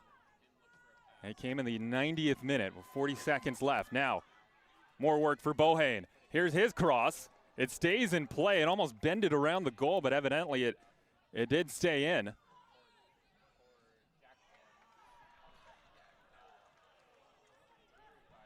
Oregon State has a player down just to the left outside that left line, the goal area. It's going to be still be a corner from the looks of it for Stanford. Yeah, Zach Bohane just kind of got trapped, getting chased down all the way to the end line, which gave the reason why that cross wasn't clean enough. Yeah, Bohane's been involved a lot, as you would expect here of late, as they've tried to chase this one. And, of course, fans of college soccer know time wasting only goes so far at the college level because of the ability to stop the clock here. You seldom see these injuries where players stay on the ground longer than they have to because the officials do stop the clock. We got just under 16 minutes to go. Alongside Philip Hall, I'm Greg Wong here on the ACC Network Extra. It's been an odd night with Oregon State having scored the last couple of goals. We had a disallowed goal after Stanford looked like they had the 1-goal lead. We've got thunder and lightning in the Bay Area. And the Beavers hoping that's a good omen, that strange things are happening. Well, you know, they're from the Pacific Northwest where it rains a whole lot. Yeah, they almost, it's like they brought their weather with them. You're right, Philip. Of course, you know, these California kids, you know, we're not prone to seeing lightning strikes in the sky constantly, like let alone the rain, because, you know, we act different when it does rain. But I don't know, maybe the elements could be playing a factor here, or at least for Oregon State. To be clear, there's no rain here, and that's not in the forecast. And obviously, if there's thunder and lightning, that's close enough, then it would cause a delay. But you know that the people here at Kagan, they're all on top of it. Palmer Bank with his deep throw in, and Bohane almost jumped on that imaginary trampoline to get ahead to it. Now another chance. This is crossed to the far post. It takes an awkward deflection, and Stanford equalizes. The Beavers were not able to clear it all the way, and they paid the price. And Shane Flores is the guy that had the ball just dropped gently at his feet, just a few yards from goal, and he just was able to hammer that ball past Nicholson, who got some of those gloves on it. And in a frustrating night, Stanford take out some anger on that trip down, and they get the goal they've been searching for. And Greg, as Stanford runs back into the position, Fletcher Bank was doing the shrug to the Oregon State bench, and I was going to say that before Shane Flores scored that goal, Fletcher Bank able to fight back for the ball, get the cross inside, and deliver big time with Shane Flores getting a much-needed equalizing goal to get Stanford back in the draw. And with just over 15 and a half minutes left to go, Stanford does still have some hope to keep that number next to their name and not have to spend a night in upset city.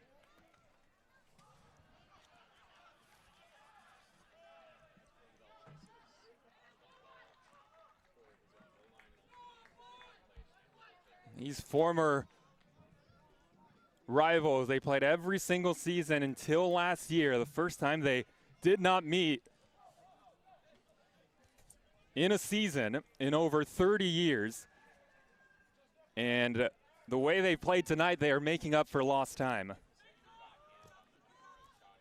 And this has had plenty of spice, as Philip noted. And now both teams full throttle.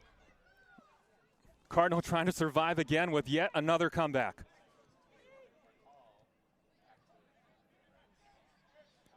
Here's to Flores again. The beneficiary there. Here comes the cross. It gets headed. Appeals for a handball. Not given, but there was another clean look from the periphery of the 6-yard area. And I think it was Bank who was around it, and he just couldn't get around the ball and get solid contact. but the Cardinal looking dangerous. Bohane. Another corner for the Cardinal. And Oregon State is not just on their heels, they are almost all the way onto their back with the way the Cardinal are shoving them forward back towards their net.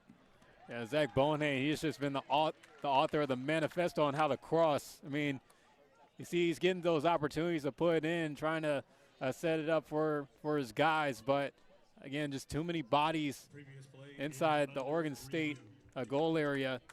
John Nicholson getting that support well from the back line along with the midfielders. Well, we're going to get another video review here. And so we had the corner, as I just saw another couple lightning flashes in the distance. I assume this is for that potential handball, and they're going to rewind back to that moment, which they can do, which if it was in the box, it would be a penalty if it's ruled. But again, we are on the other side where the officials are, and they do not have a microphone, so we are kind of at the whim of things outside of control to relay what these reviews are for. I did get confirmation that the first one was for a potential offside, and it was given after it was all said and done. That disallowed a Stanford goal. Now, I would think this is for that potential handball.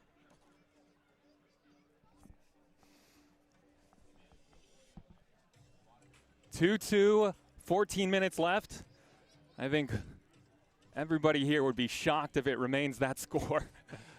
I mean, Stanford's at the end of it all. Yeah, but for Greg, Stanford's energy has definitely changed after that goal. You can see they're pretty much just it seems like they left the brake pedal like in the locker room. As you can see, they're definitely like going hard at the ball, trying to fight for it. Like the way they're playing defense. You just think about how they're able to change the mindset when it's felt like the whole night has not gone their way. You gotta love to see how Jeremy Gunn's squad has not let a few change calls and a few yellow cards affect them late in this game. To Flores with his first goal of the season to equalize here late in the second half. Now this review is well after the goal, so this is, you'd imagine, not for that. They're not looking at that because we obviously would come after the goal was scored. That's when the review would happen. Here, Stanford has just been non-stop relentless on the other end, and there were appeals for handball. The decision is made, and it looks like it's going to stand. So we'll relay what the call was as soon as we get word about what exactly they were looking for. But you would think it was that handball that did not come directly off of this prior string of play, but it was just close enough that to the dead ball that they were able to take another look.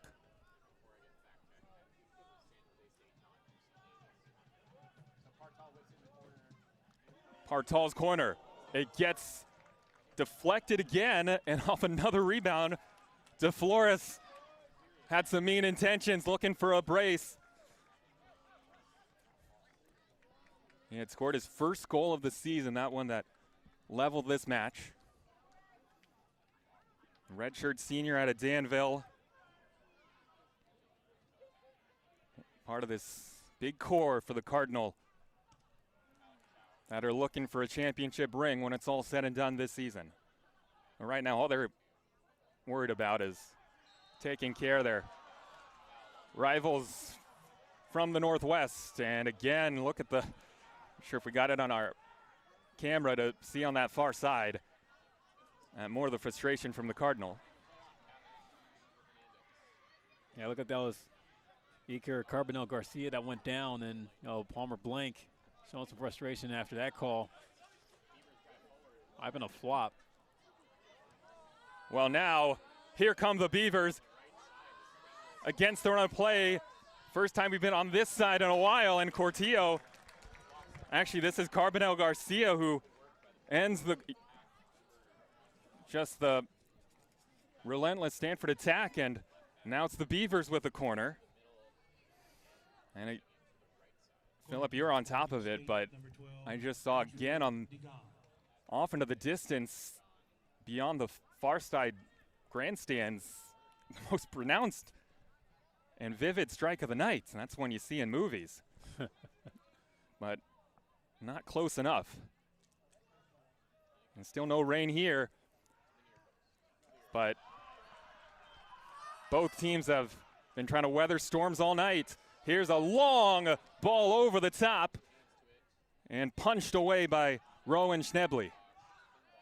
Yeah, Oregon State just continues to not have any real estate, and they're attacking a third. Stroudy with his curling ball at a lot of English. Again, another punch by Schnebley. This is on the volley launched, but a foul prior. And Chow does not want to have the trainer come out, but he's coming out anyway. Yeah, Chow able to walk on his own power, but how about those saves by Rowan Schnebley, just going for the two-hand punch on those shots that the Beavers have been trying to put in.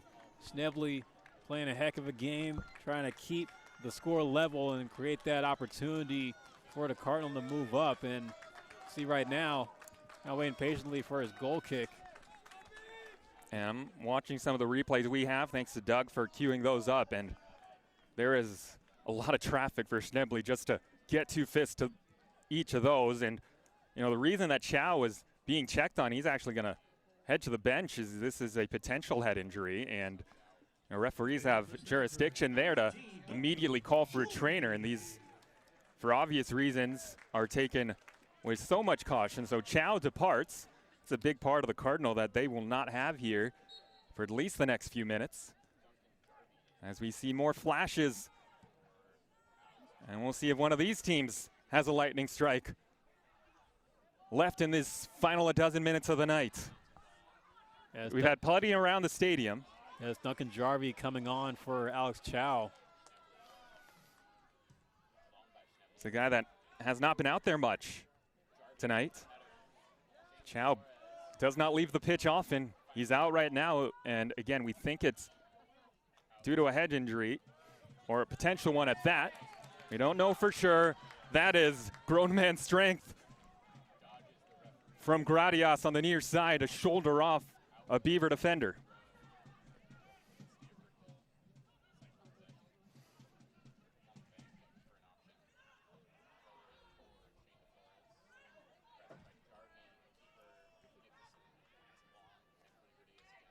See, the pitch is starting to become more spaced out.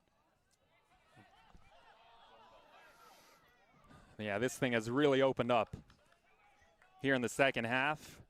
Feels like a long time ago through those first 20 minutes or so that we're in the feeling out portion of the night. Now it's end to end.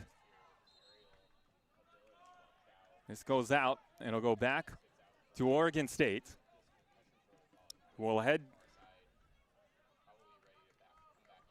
up to San Francisco on the Hilltop on Saturday. It's a 7:30 kick, conference action, although neither of those schools have much history against one another, despite both being on the West Coast. They have not matched up much in conference play. There's only the third match all time between the two. And the Cardinal are going to be here. Philip, you'll be on the call for that. It's the back end of a doubleheader. They'll play Boston College after the women's team plays. 7 o'clock kick on Sunday, and the Cardinal hoping to go into that with 8 wins and not still with 7. 9.5 more minutes to decide this one. That's right. And speaking of Boston College, like not too long ago, we actually saw the Boston College women's team walking through here at Kagan, not to sit and watch the game, but just kind of coming through. So, you know, they're going to get ready here, spending their time here in Palo Alto. Still new, really new experience for many of these players in the ACC. Quite a trip they made. And again, these these East Coast teams having to travel so far, and just adjusting to a new schedule. I mean, again, it just takes a toll on the body, toll on the form. What a spin by Banks. But Fletcher Bank not able to pick out a teammate in the middle. Oregon State, they still think that they can grab an upset. And what a win it would be for Jared Brookins, who only has been in Corvallis for 3 years. This is his first year as the head man. I think even the fans are starting to notice the lightning strikes as well. Well, for me, it's just become part of the scenery. Yeah. I'm getting used to seeing those flashes. We just had another one. Streak across the black night sky. Bohane, cross to the back post, and an important clearance. There's an injured Beaver. That had all the makings of a winning goal, and that is just tremendous defense at the end, flying through the air, sacrificing the body. It is out. Yeah, it was Sava Catlett that went into the goal. It looked like his knee or maybe his leg came off of the sidebar on the goal. I mean, and at the same time, there were like 3 Beavers that went down in one possession. And it was Duncan Jarvie who was also involved there, the guy that comes onto the pitch for Alex Chow had to get subbed off. And he has barely relinquished any of his minutes this season. And then Duncan Jarvie comes on fresh, and in just his 4th minute on the pitch, I'm sure his eyes were wide open as he stared down that one, but the ball never got to him.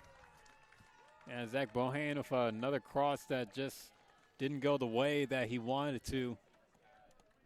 And you can see Sava Catlett almost conceding an own goal at that as well for how that cross was.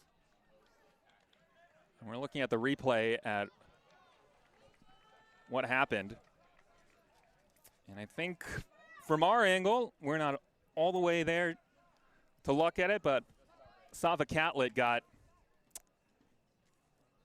he ran into the crossbar, and that can be a pretty dangerous spot for you when you're rolling towards that crossbar. So he's given some time to get back up. He'll take it, though. He'll make that trade. Yeah, just a bit of a risky play on both ends.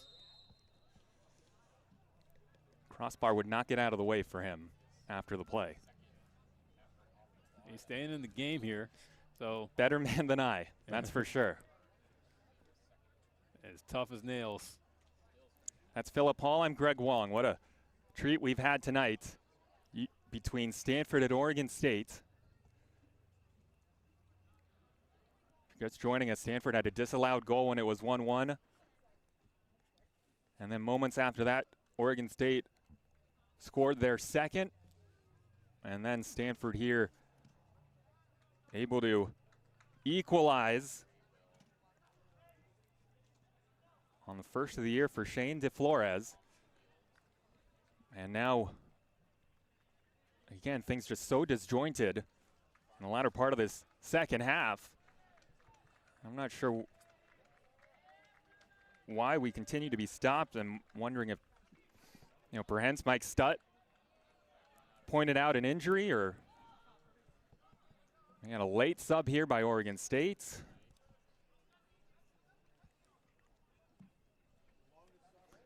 I mean, this game, Philip, it's 2 hours and 20 minutes almost that we've been here, and we still have 8 minutes to go. Yeah, it has been taking up a lot of time, but mainly because we've also been seeing some chippiness and just knowing how much aggression is being taken out on both of these teams, and just knowing how stressful this match has become, it's caused a lot of stoppage. And just what are you going to do? Just got to play on. But once they're allowed to, Stanford resets it fast. Here's a long cross into the area by Palmer Bank. We're going to see a lot more of those as this match continues, you would think. This ball hanging in the air, and A clear foul there against Will Cleary as the Peninsula kid, John Nicholson, goes to ground. And Cleary just going in the Nicholson while the ball just had a lot of hang time. I don't know, like maybe they were trying to wait for it to come down, see if we could try to get a header on it. Yeah, that's like a defensive back trying to time it up. Actually, that was Duncan, playing defense. That was actually Duncan Jarvie that went into Nicholson on that last play. And Jarvie got there just a tad early.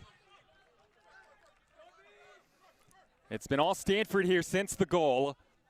That leveled things from De Flores. No doubt who the happier team's going to be if it remains 2-2. The Oregon State will be disappointed because they almost had the win. And Stanford, with this high-powered offense, 7 minutes to get the winning goal. Parker Bank, he's been everywhere here in the second half. Palmer Bank, he is making his 50th consecutive start, number 3 in black for the Cardinal. Nearly every game of his career. Stanford's Iron Man. So much consistency. Plays very well on defense.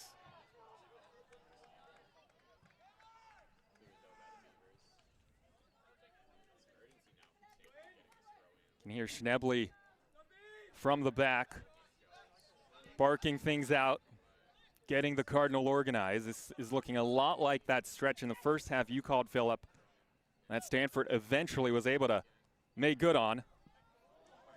That is a missed challenge, and it sends Will Cleary on his way. However, it's picked out in the end.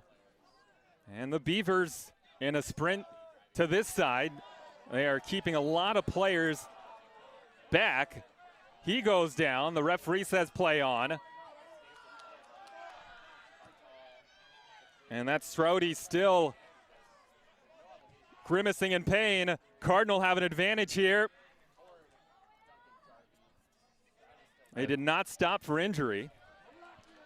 Yeah, it still feels like it's 11 on 10, even with Strode getting up. Yeah.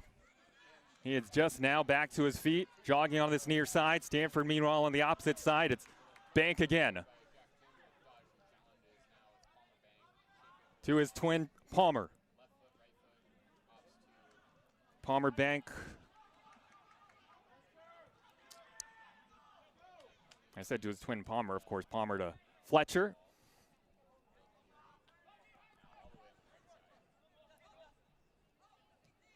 Well, Tenconi Gradias, he has been working hard. Clipped for Jarvie. Jarvie with his back to goal. This is kept in. Tenconi Gradias does the work. And it's Bohane. So masterful. He gets shoved.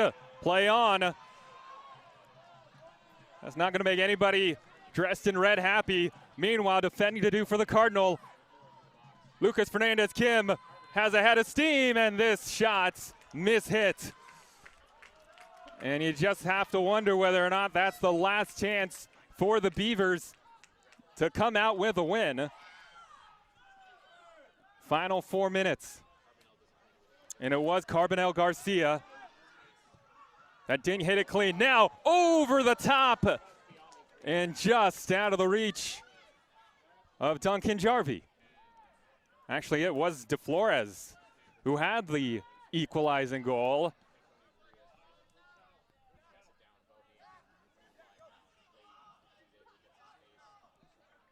One of the, maybe the only night of the year that I would imagine we have lightning here in the Bay. And we've had some weird things on the pitch, things you don't see very often. It's a mysterious and unusual night, and we'll see if it has one more. Last second twist to the tail. Palmer Banks cross. Jarvie was in the area. Again, he has played less than 10 minutes tonight. Alex Chow had to get subbed off. He initially thought he was okay, but was forced to come off the pitch. Now it's Pym. Bank. Looking to locate Jarvie, who heads it across. I think that was a pass.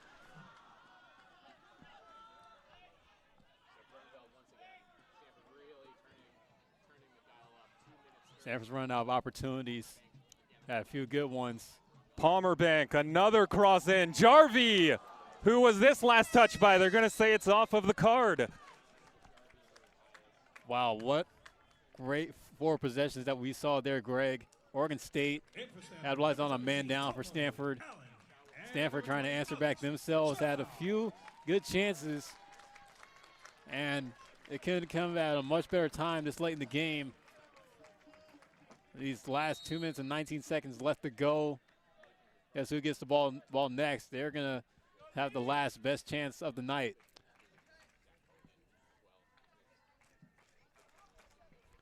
Well, the clock is stopped. Alex Chow has come back onto the pitch, so cleared to come back in. Jarvie gets subbed off.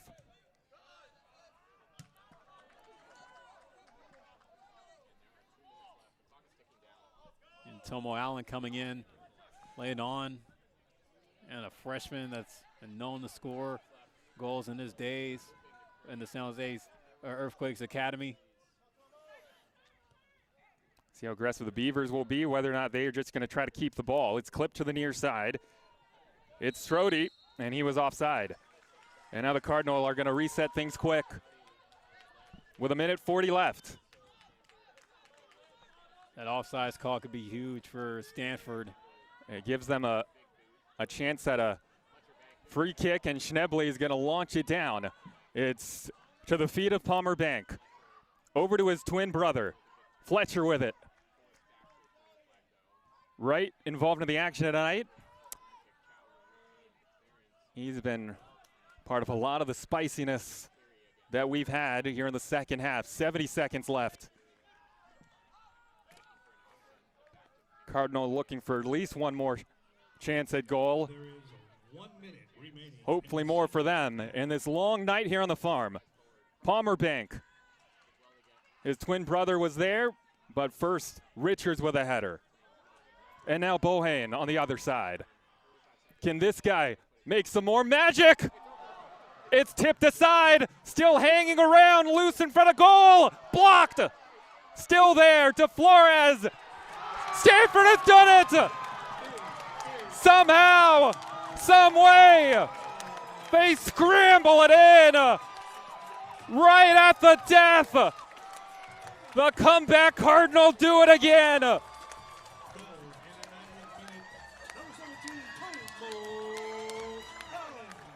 And it's the freshman, Tomo Allen, who has his signature moments early in his collegiate career. Tomo Allen becomes the savior for the Cardinal. Again, so much was happening in the goal area.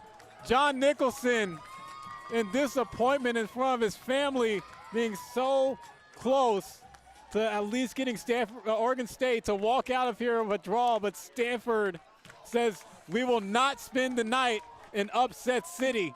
Tomo Allen, great opportunity, found the space with a little bit of luck.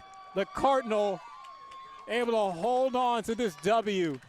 And wow, just think about what Oregon State had to do to get to this point, to even feel like they had some kind of chance to get an upset, and a big-time upset at that. It goes the other way, but Stanford is going to sleep very well tonight. Well, still half a minute for Oregon State, but they've nearly done it again.